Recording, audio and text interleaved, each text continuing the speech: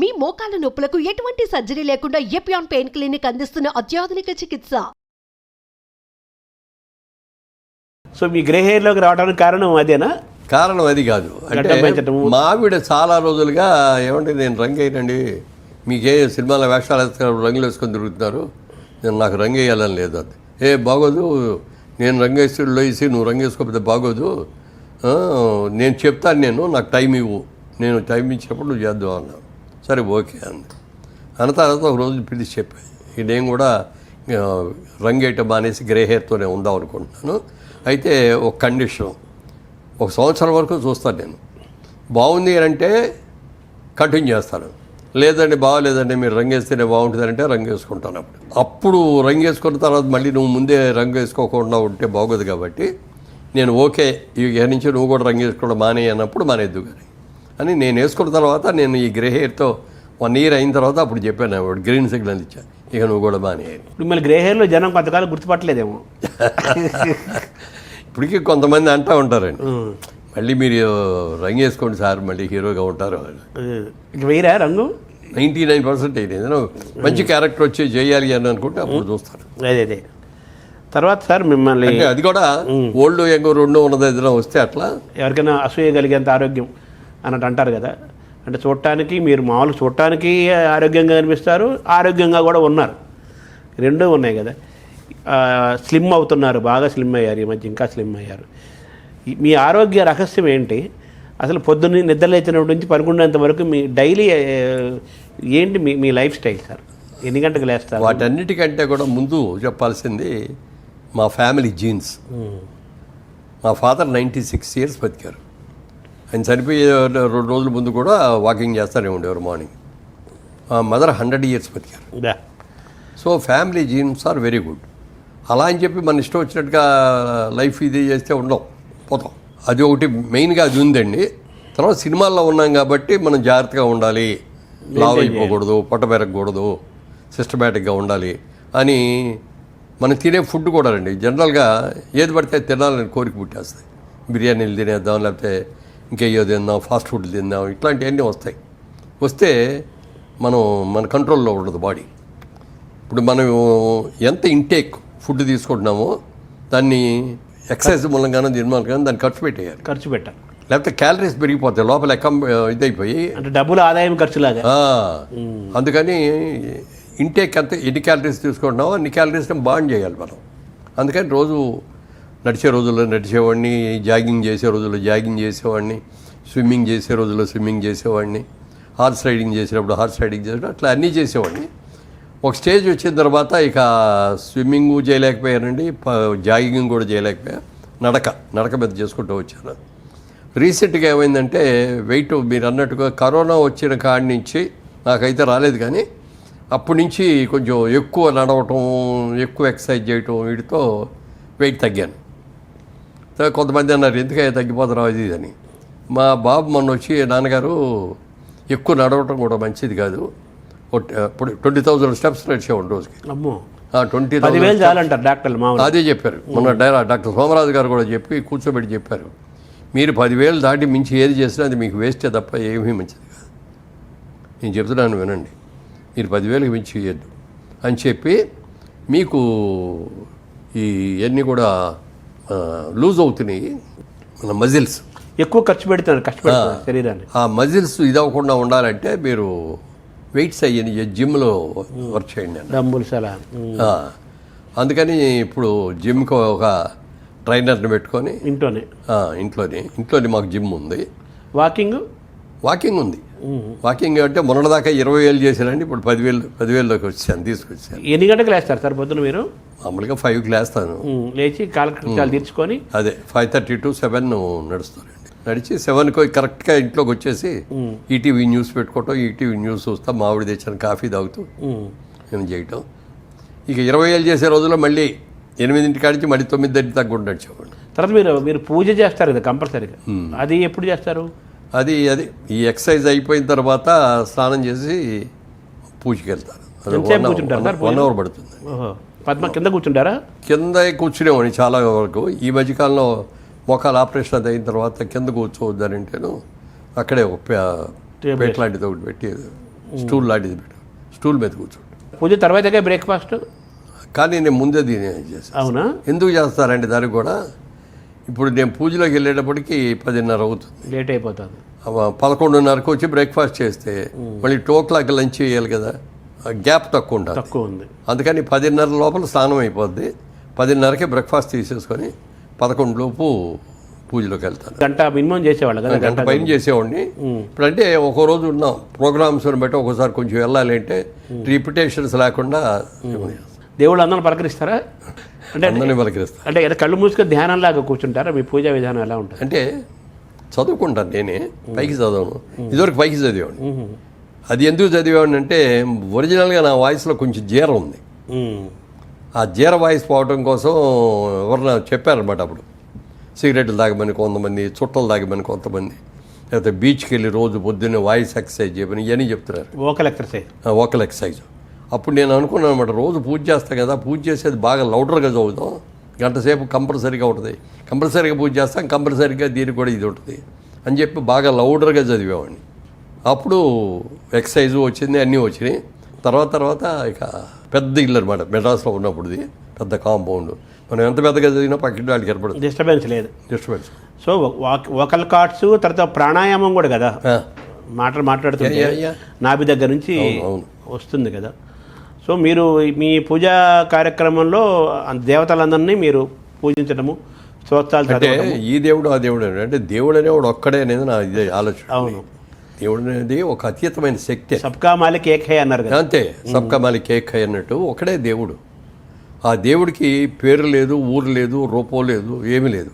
అలా అని చెప్పి మనం కళ్ళు మూసుకొని దేవుడిని మనం ఉంచుకుంటే ఏదైనా అట్లా దేవుడిని తలుచుకోవాలి అంటే ఒక బొమ్మ కావాలి, ఒక రూపం, ఒక రూపం కావాలి, ఆ రూపానికి ఒక పేరు కావాలి. అందుకని మనం హిందువులు ఏంటంటే చాలా దేవుళ్ళు అంటారు. అవును, మనం పంచభూతాలన్నీ డైరెక్ట్ ఇదేమనుకుంటాం. అవును, మరి ఇంకా పొట్ట నేల అన్నీ దేవుళ్ళే మనకి. అవును.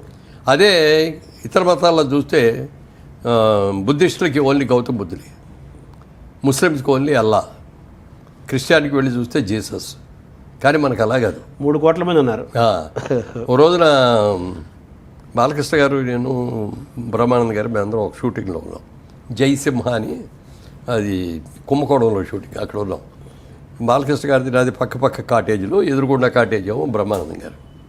బాలకృష్ణ గారు రోజున పొద్దున్న షూటింగ్ వెళ్ళిపోయారు. ఈయన చేస్తూ ఉండగా నా దగ్గరికి వచ్చాడు బ్రహ్మానందం గారు. బయట కూర్చొని అన్నీ వింటున్నాడు, నేను మాట్లాడే ఈ చూసి అవన్నీ అయిన తర్వాత, ఈ రోజు ఎంతసేపు చేస్తారు పూజ అన్నాడు. గంట సేపు చేస్తారండి అన్నాడు. ఏ దేవుడిని పూజిస్తారు అన్నాడు. అందరినీ పూజ చేస్తారండి. మరి మీరే దేవుడిని చేస్తారండి అన్న. నేను ఒక్కళ్ళే చేస్తానండి అన్నాడు. ఎవరిని చేస్తున్నారు మీరు అన్న. నేను వెంకటేశ్వరరావుని. నా ఉద్దేశంలో వెంకటేశ్వరమే దేవుడు. నేను ఏ గుళ్ళోకి వెళ్ళినా, సాయిబాబా గుళ్ళోకి వెళ్ళినా వెంకటేశ్వరనే చూస్తా అక్కడ సాయిబాబాలో అని. ఎందుకంటే అట్లా అన్నాను. ఒక చిన్న ఉదాహరణ చెప్పాడు ఆయన. ఇప్పుడు చాలామంది ఇంట్లో పని చేసేవాళ్ళు వచ్చి 3 ఏళ్లలో 4 ఏళ్లలో చేసి వెళ్ళిపోతూ ఉంటారు కదా. ఇప్పుడు అపార్ట్మెంట్స్లో ఉండేవాళ్ళకి నెలకి. ఇప్పుడు 4 ఏళ్లలో పనిచేసే ఒక అమ్మాయి మన ఇంటికి వచ్చింది అనుకోండి, అన్హెల్తీగా ఏదైనా జబ్బు చేసింది. మన ఇంట్లో పనిచేసే అమ్మాయి అయితే మనమే ఇచ్చిదిగా మా డబ్బులు తీసుకెళ్ళి చేయించుకుంటాం. 4 ఏళ్లలో చేసే అమ్మాయి మన ఇంటికి వచ్చింది, ఎవరో ఒకళ్ళు ఇస్తారులే అని ఎవడో ఇవ్వడు. అలాగే నువ్వు అందరు దేవుళ్ళని పూజ చేసావు అనుకో, ఆంజనేయస్వామి చూసుకుంటాడు, నేను వెంకటేశ్వరం అనుకుంటాడు, జీసస్ చేసేవు నన్ను చూడలేదు కదా అని ఆయన అనుకుంటాడు. అందుకని నేను ఒక్కళ్ళనే చేస్తాను అన్నాడు.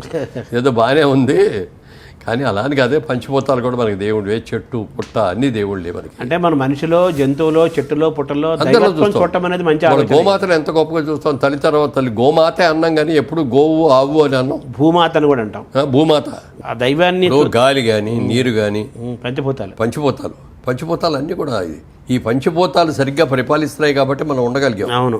గాలి గట్టిగా వీస్తే మనం పడిపోతాం. అవును. వర్షం ఎక్కువ కురిచేసి నీరు ఎక్కువ వచ్చేసిందంటే కొట్టుకుపోతాం. అంతే కదా. ఏమండి, గాలి అసలు రాకపోతే గుండె అయిపోద్ది, ప్రాణవాయువు. సో పంచభూతాలకి పంచేంద్రియాలకి అనుబంధం అంతే. అందుకని అందరూ దేవుళ్ళే అంటాను నేను. ధ్యానం చేస్తారా కొంచెంసేపు? ప్రాణాయామం ఏమైనా చేస్తారు? ఓంకారం ప్రాణాయామం చేసేవాడిని, కానీ ఇక అది ఏకాగ్రత ఉండట్లా. ఓహో. ఓంకారం చేద్దామని అనుకుంటే అది బాగా ప్రాక్టీస్ అవ్వాలి. ఇంకే ఆలోచనలు రాకూడదు. ధ్యానం చేస్తున్నారా మరి? చేస్తారా కానీ కుదరట్లా. ఏదో బాబు టైం అయిపోతుంది, టైం చూసుకుంటూ ఉంటాం, ఏదో ఫోన్ అప్పుడు వాచ్ వచ్చింది, పెట్టుకోకూడదు, తర్వాత సెల్ ఫోన్ దగ్గర చూద్దాంలే. దూరంగా ఉండాలి. ఇట్లా వెళ్ళేటప్పటికి ఆ కాన్సన్ట్రేషన్ కుదరట్లా. సో మీరు మీ ఇష్టదైవం అంటే ఎవరని చెప్పాలి? అందరూ దేవుళ్ళే. వాళ్ళు వీళ్ళు ఒకరనే ఏం కాదు, దైవాన్ని ఇష్టపడతారు, మీరు నమ్ముతారు. సో ఓ మీ దాంట్లో ఒక ఇది చెప్పారు, ఎవరో అడిగారు, ఆ, ఏమయ్యా నువ్వు రోజు పూజ చేస్తావు కదా, ఎప్పుడన్నా దేవుడు నీకు ప్రత్యక్షమయ్యాడా అని అడిగాడు. అయ్యాడన్నా. దేవుడు చూసావా అన్నాడు. చూశానన్న. నాకు చూపిస్తావా అన్నాడు.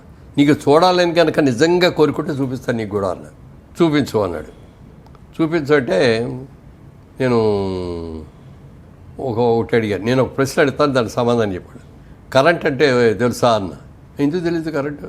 మీ ఇంట్లో కరెంట్ ఉందా అన్న. ఉంది అన్నాడు. కరెంట్ ఎలా ఉంటుంది? ఎర్రగా ఉంటుందా, నల్లగా ఉంటుందా, ద్రవ పదార్థమా, ఘన పదార్థమా, ఎలా ఉంటుంది? ఐస్ లాగా ఉంటుందా అంటే అట్లా అడిగితే ఏం చెప్తాం? కరెంటే అన్నాడు కదా. కరెంట్ అనేది ఎలా ఉందో నీకు తెలియదు, బట్ కరెంట్ ఉంది అనేది ఒప్పుకుంటాం. లైట్లోకి వెళ్తే వెళ్ళి వస్తుంది, మైక్లోకి వెళ్తేనేమో సౌండ్ పెరుగుద్ది, ఇట్లా రకరకాలు. దేంట్లోకి వెళ్తే అది ఇది. కరెంట్ ముట్టుకుంటే షాక్ కొడుతుంది. అలా అని చెప్పి అది కారంగా ఉంటుందా ఇదని మనం చెప్పలేము. దానికి రూపం లేదు, బట్ ఉంది. అలాగే దేవుడు కూడా అంతే, రూపం లేకపోయినా దేవుడు ఉన్నాడు. అది మీరు జీసస్ అని పిలిచినా, వెంకటేశ్వర అని పిలిచినా, ఆంజనేయ అని పిలిచినా, గౌతమ్ బుద్ధాను ఎవరైనా ఆయనే ఒక శక్తి స్వరూపం. ఏదో ఈ వ్యవస్థ నడిపిస్తుంది చరాచర జగత్తు అనే విశ్వాసం మీకు సంపూర్ణంగా ఉంది. అయితే ఆరోగ్యంలో శారీరకంగా వ్యాయామం చేస్తారు, ఇవన్నీ చేస్తారు, బట్ మనసు కూడా ముఖ్యం కదా ఆరోగ్యంలో. మనసు కూడా ముఖ్యమేనండి. దాన్ని ఎలా మీరు సెట్ చేసుకుంటారు? అంటే ఇక మనం కొన్ని సెల్ఫ్ కండిషన్స్ పెట్టుకుంటానండి. జోదం ఆడకూడదు, రేసులకు వెళ్ళకూడదు, పేకాట ఆడకూడదు, విచారం చేయకూడదు, డ్రింక్ తాగకూడదు, ఇట్లాంటివన్నీ కూడా పెట్టుకుంటాను. అంటే భావోద్వేగాలు ఉంటాయి కదా, కోపము చాలా ఉంటాయి కదా, కంట్రోల్ చేసుకుంటాను. వాటిని అయ్యప్ప మాల వేసుకున్నప్పుడు ఆ 40 రోజులు అసలు కోపం కూడా రానివ్వం. మిగిలిన రోజులు ఇప్పుడు కొంచెం వయసు పెరిగిన తర్వాత అప్పుడప్పుడు ఒకసారి కొద్దిగా కోపం వస్తుంది, లేకపోతే ఎవరిని విసిగిస్తా అంటే విసుకుంటున్నాం, కొంచెం గట్టిగా చెప్పాల్సి వస్తుంది. ఇవి ఉన్నాయి కానీ కొంచెం కంట్రోల్ చేసుకోవాలి. అంటే భావోద్వేగాలు. పైగా నాకేంటంటే స్నేహితులే తప్ప నాకు ఎవరు శత్రువులు ఉండరు. మీ భావన అది. ఒకవేళ ఉండి మీ గురించి ఇట్లా బ్యాడ్గా మాట్లాడతారని ఎవరైనా చెప్పినా కూడా అతను తత్వవతిని, అతని కళ్ళకి నేను బ్యాడ్గా కనపడతానే పోని అని ఊరుకుంటాను. వాళ్ళతో ఎంతవరకు ఉండాలో అంతవరకే ఉంటాను. ఎక్కడ కలిపి హలో అంటే హలో అంటారు, నమస్తే అంటే నమస్తే అంటారు. అంటే మీకు ఇండస్ట్రీలో కూడా అజాత శత్రువు అని ఒక పేరు కూడా ఉంది కదా. ఉంది కదా. అదే అంటే మీరు భావోద్వేగాల్ని, కోపాలని, వీటన్నిటిని కూడా మీరు ఈ ఆధ్యాత్మిక సాధన ద్వారా దాన్ని ఏమన్నా తొక్కుతున్నారా? తొక్కట్లే, కంట్రోల్ చేసుకుంటున్నాం. ఎందుకంటే ఆధ్యాత్మికంగా శక్తి ఉండబట్టే, మనం కంట్రోల్ ఉండబట్టే మనం చేయగలం ఏదైనా. లేకపోతే టెంట్ అయిపోతాం. మనసు చంచలమైనది. ఈ చంచల మనసులో ఏదో ప్రతిదానికి ఏదో కోరికొచ్చేస్తూ ఉంటుంది. మనం పాడైపోవడానికి సులువు మార్గాలు అనమాట. చాలా మార్గాలు. మనకు కొన్ని పెట్టుకొని దేవుడు ఉన్నాడు, దేవుడి దగ్గర మనం ప్రత్యేక చేసాం, మనం ఇది చేసాం, దీన్ని మనం కాపాడుకోవాలి, నిలబెట్టుకోవాలి అనేది ఒకటి ఉంటే ఏమిటంటే కంట్రోల్లో ఉంటుంది. సో జీన్సు, వ్యాయామము, ఆధ్యాత్మిక సాధన, తర్వాత మనసును గ్రహించుకోవటము, ఆహారం, ఇవన్నీ కూడా మీ ఆరోగ్య రహస్యాలు. బ్రేక్ఫాస్ట్ ఏంటుంటుంది సార్ మీది మామూలుగా? నేను బ్రేక్ఫాస్ట్ మామూలుగా ఓన్లీ ఫ్రూట్స్ అండి. ఫ్రూట్స్ అంటే పప్పాయి, దానిమ్మ, యాపిల్, సీజనల్ ఫ్రూట్స్. సీతాఫలాలు దొరికినప్పుడు సీతాఫలాలు, కమలాఫలాలు దొరికినప్పుడు కమలాఫలాలు, నారింజకాయలు దొరికినప్పుడు నారింజకాయలు, మామిడికాయలు దొరికినప్పుడు మామిడికాయలు. సీజనల్ ఫ్రూట్ కూడా తింటా. ఒక సీజనల్ ఫ్రూట్, తర్వాత నట్స్, పప్పు, డ్రై ఫ్రూట్స్. అంతేనా? మీ దోశలు ఇడ్లీలు ఉండవు? ఒక గ్లాసు రాగి జావ తాగుతా. అంతేకాని దోశలు ఇడ్లీలు అలాంటివి ఉండవు. ఫ్రూట్స్, డ్రై ఫ్రూట్స్, నట్స్, రాగి జావా బ్రేక్ఫాస్ట్. లంచ్ ఎన్ని గంటలకు చేస్తారు? లంచ్ మామూలుగా 2:00 అండి. లంచ్ ఎలా ఉంటుంది మీది? Lunch only vegetarian. అంటే ఓన్లీ కాదు, నాన్ వెజిటేరియన్. సండే డెఫినెట్గా నాన్ వెజిటేరియన్ తింటామండి. మధ్య మధ్యలో ఒకసారి అరసారి ఏదైనా పార్టీ వెళ్ళాలని అక్కడ తింటూ ఉంటాం. బట్ రోజు ఫస్ట్ నేను కలుపుకునే మొదటి ముద్ద పప్పుకూర ఉంటుంది. పప్పు, ఆకుకూర మొదటి నుంచి అంతే. మొదటి నుంచి అది కంపల్సరీగా మా ఇంట్లో పప్పుకూర, ఆకుకూరతో పప్పుకూర అనేది కంపల్సరీ. అది అయిన తర్వాత మామూలు కూర ఏదైనా ఉంటే అది తింటాను. అది అయిన తర్వాత నాన్ వెజ్ ఆఖరిలో తింటాను. నాన్ వెజ్ తగ్గించడం మొదలుపెట్టి ఎంతకాలం అయింది? అంటే ఎప్పుడు కూడా తక్కువేనండి, ఎక్కువ తినేవాడిని కాదు. మీ అమ్మగారు వాళ్ళు కూడా కొద్దిగా పూజలు అవి చేసాం. మా అమ్మగారు వాళ్ళు అసలు తినరు. మా అమ్మగారు తినరు, మా అక్కగారు తినరు, మా చెల్లెలు తినదు, మా అమ్మాయి తినదు. నాన్నగారికి విపరీతమైన ఇష్టం, ఆయన రోజు పెట్టాలి. ఇప్పుడు మా డాక్టర్ తినదు. వాళ్ళకి 2 పిల్లలు, అబ్బాయి అమ్మాయి, వాళ్ళు తినరు. మేము శుద్ధ బ్రాహ్మణం ఒక విధంగా చెప్పాలి. అది కమ్మ బ్రాహ్మణ మన త్రిపురనేని రామస్వామి చౌదరి గారు చెప్పాలంటే ఆయన భాషలో కమ్మ బ్రాహ్మణులు. సో మీరు వెజిటేరియన్ ఎక్కువే తింటారు, నాన్ వెజ్ కంపారిటివ్గా వెజిటేరియన్ ఎక్కువ. కంపారిటివ్. నైట్ టైం మాత్రం ఓన్లీ టిఫిన్, దోశ అయితే ఒక దోశ. ఆఫ్టర్ భోజనం లంచ్ తర్వాత ఏమైనా రెస్ట్ తీసుకుంటారా మధ్యాహ్నం ఏమన్నా? రెస్ట్ అంటే పడుకోనండి, పడుకొని ఏదో పేపర్లు చదువుకోవటం, రిలాక్స్ అవ్వరా? మంచి పనుకోవటం, నిద్రపోవటం ఉండదు, పగలపూట నిద్రపోరు మీరు? పడుకో. ఈవినింగ్ ఎన్ని గంటలకు ఉంటుంది మీరు dinner? Evening dinner 8 o'clock. Night అది కూడా రైస్ అది ఉండదు, తింటే పుల్కా తింటాం, లేకపోతే ఏదైనా దోశ లేకపోతే ఇడ్లీ కానీ, వెరీ సింపుల్. అది కూడా. ఎంతకాలం నుంచి మీరు నైట్ టైం భోజనం మానేసి ఎంతకాలం అయింది? చాలా ఏళ్ళు అయిందండి. అబ్బో. నాకు పెళ్ళి తర్వాత సంసారం పెట్టేటప్పుడు ఇన్సూరెన్స్ చేయించుకుందాం, ఇన్సూరెన్స్ చేయించుకుంటే మంచిగా రేపు పొద్దున మనం ఎట్లా ఉంటాం, తిరుగుతూ ఉంటాం, ఒక ఇన్సూరెన్స్ ఉంటే ఒక ఇది ఉంటుంది ఫ్యామిలీకి ఒక అని ఇన్సూరెన్స్ చేయిన తర్వాత 1 year అయిన తర్వాత ఇంకొంచెం చేద్దాం, ఆదాయం పెరిగింది కదా అని మళ్ళీ చేద్దామని వెళ్తే ఆయన చూసి ఇన్సూరెన్స్ ఏజెంట్ అన్నాడు, సార్ లాస్ట్ ఇయర్ ఇన్సూరెన్స్ చేసినప్పటికీ ఇప్పటికి 8 kgs పెరిగారు సార్, మీరు ఇలా పెరగటం మంచిది కాదు అన్నాడు. అప్పుడు కానీ నాకు తెలియలేదు నేను పెరుగుతున్నాను అనేది. ఇక అప్పటి నుంచి కంట్రోల్ పెట్టుకున్నాను. అప్పుడు పెద్ద ఏజ్ ఏం లేదుగా, మీరు 30sలో 40లో ఉంటారేమో. అప్పుడు లేదు, ఇంకా 30 లెస్ దాన్ 25లో పెళ్ళి అయింది. అవును. 26 ఆ టైంలో తీసుకొని అప్పటి నుంచి రాత్రిపూట భోజనం మానేసి, రైస్ మానేసి పుల్కా తినేవాడిని. అప్పటి నుంచే? అంటే మీకు 85 సినిమాలో రాకముందు నుంచే పుల్కా. అంతే. సినిమాలు 34 ఏళ్ల వయసులో వచ్చారు మీరు, అంతే కదా? 74 అనుకుంటా వచ్చిన కాడి నుంచి కూడా ఇక అది కంటిన్యూ. అంటే మీరు ఇప్పుడు 85 ఏళ్ళు అంటే 60 ఏళ్ల నుంచి మీరు ఆల్మోస్ట్ 60 ఏళ్ళ నుంచి రాత్రిపూట భోజనం చేయట్లా, ఏకభుక్తమే. పనుకోవడం 8 గంటలు పనుకుంటారు సార్? 10 ఇద్దర వెంటనే పడుతుందా మీకు? అది ఆరోగ్యం కొంచెం ఇది కూడా ఆరోగ్యమే. ఇప్పుడు కొద్దిగా మధ్య మధ్యలో మెలకు రావడం కొద్దిగా కిందే ఉంటుంది. అప్పుడు చూస్తే బెడ్ మీద చిన్న ఎక్సర్సైజ్ చేసేసి పడుకుంటే మళ్ళీ నిద్రపట్టి. అదే. పుస్తకాలు ఏం చదువుతారు? రీడింగ్ హ్యాబిట్, సంగీతం వింటాం? ఆల్మోస్ట్ లేదు. పుస్తకాలు ఇదివరకు చిన్నప్పుడు బాగా చదివేవాడిని, కానీ ఇప్పుడు చదువుతా అంటే నిద్ర వచ్చేస్తూ ఉంటుంది. మంచిదే కదా. సినిమాలు చూస్తుంటారా సార్? తర్వాత సినిమా ఇండస్ట్రీలో ఉన్నా కాబట్టి సినిమాలు చూడాలి. కొత్త సినిమాలు చూస్తున్నారా? లేటెస్ట్ సినిమాలు కూడా చూస్తారా? లేటెస్ట్ కూడా చూస్తాను. కొన్ని ఏమో థియేటర్కి వెళ్ళి చూస్తున్నాను, కొన్ని ఏమో ఎట్లా ఓటీటీలో రావటం లేదు, తర్వాత వస్తాయి కదా. ఏదైనా థియేటర్కి వెళ్ళి చూసి ఆ ఫీల్ వేరు కదా. డెఫినెట్గా 100% ఆ తేడా అంతా ఉంటుంది. చాలా బాగుంటుంది కదా ఫుల్ స్క్రీన్, జనం మధ్య. ఫుల్ స్క్రీన్ ఒకటి, లైట్లన్నీ ఆఫ్ చేసి ఉండే స్క్రీన్ ఒకటే కనపడుతుంది మనకి, మన పక్కన వాళ్ళు కూడా మనకు కనపడరు. సో మన ధ్యానం పూర్తిగా ఆ కథ మీద, సినిమా మీదే ఉంటుంది. అవును.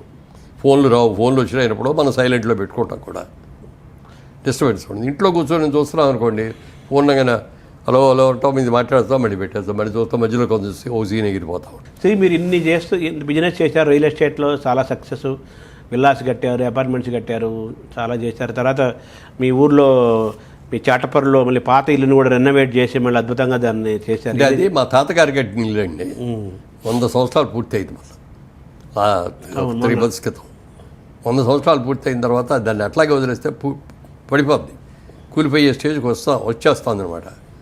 దీన్ని మళ్ళీ రివైవ్ చేయాలి. మనం ఇక్కడ పుట్టి పెరిగాము, ఇక్కడ పెట్టిన తర్వాత మనం ఇవాళ బాగున్నాం కదా, దాన్ని కూడా బాగుండేటట్టు చేయాలి కదా అని చెప్పి దాన్ని కంప్లీట్గా అదే స్ట్రక్చరు అదే ఇది మోడల్ ఏం మార్చలేదు, అప్గ్రేడ్ చేసాం అంతా. అప్గ్రేడ్ చేయడానికి 2 years పట్టింది నాకు. అది ఎంతకాలం ఉంటుంది సార్ ఇంకా లైఫ్? అది ఈజీగా ఇంకో 100 ఏళ్ళు ఉంటుంది. సో తీసుకుని 100 ఏళ్ళు దాని జీవితాన్ని పెంచేశారు.